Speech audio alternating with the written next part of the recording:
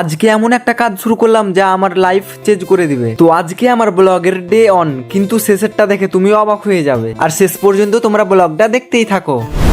So hello everyone, আমি খাবির। তোমরা সবাই কেমন আছো? আর আমি যেহেতু 120 দিনের ব্লগ করার চ্যালেঞ্জ করেছি, তো সেই চ্যালেঞ্জটা আমি আদেও পূরণ করতে পারবো কি সন্দেহ আছে। আর তোমরা যদি আমাকে একটু সাপোর্ট করো তাহলে অবশ্যই আমি আমার চ্যালেঞ্জটা পূরণ করতে পারবো, কারণ তোমাদের ভালোবাসা আর একটু সাপোর্টেই আমার সাফল্য। তো আমি কাজ করছি আমাদের গ্রামে লস্করপুরে। তারপর আমি সকালে উঠে তাড়াতাড়ি করে চলে আসলাম কাজের সাইডে এসে আমরা সর্বপ্রথম ড্রেস চেঞ্জ করে নিলাম। তো এইরকম 3টা রুম আছে, তো 3টা রুমেরই অল্পটি ফিনিশিং মেরে দিয়েছিলাম। আর এখন অল্পটি ফিনিশিং মারতে বাকি আছে শুধু দেওয়ালগুলো। তারপর আমরা অল্পটি ফিনিশিং মারার জন্য অল্পটি সেনে নিলাম। তো এইদিকে আমরা তাড়াতাড়ি করে দেওয়ালগুলো ফিনিশিং মারতে লাগলাম। তো বেশ কিছুক্ষণ কাজ করার পর দেওয়ালের ওপর গুলো ফিনিশিং মারা হয়ে যায়। তারপরে এইদিকে আমি দেওয়ালের নিচ গুলো তাড়াতাড়ি করে ফিনিশিং মারতে লাগলাম। আর আমরা কিন্তু প্রত্যেক সাইডে 2 হাত করে পুট্টি টেনে ফিনিশিং করি, সেই জন্য আমাদের হাতের কাজটা একদম নিখুঁত হয়। পুরো রুমটা কালার ফাইনাল হবে দিয়ে তোমাদেরকে দেখাবো কত শাইনিং এবং গ্লেজ দেয়। আর এইরকম কাজগুলো যদি আমার প্রতিনিয়ত দেখতে চাও তাহলে আমার পেজটাকে এক্ষুনি ফলো করে আমার পাশে থাকুন। তো এইদিকে একটা রুম ফাইনাল হয়ে যাওয়ার পর আমরা চলে আসলাম আরেকটা রুমে। তো অল্পটি ফিনিশিং মারার আগে আমরা দেওয়ালগুলো কাপড় দিয়ে ভালোভাবে মুছে দিব,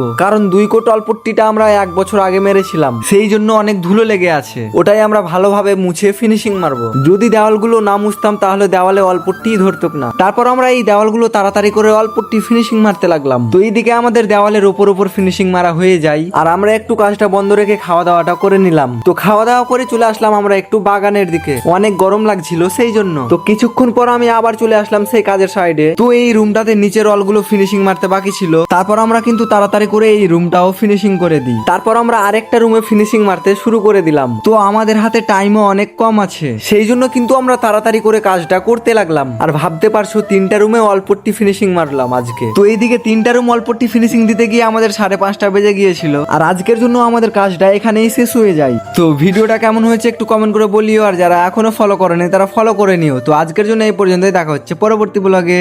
টাটা।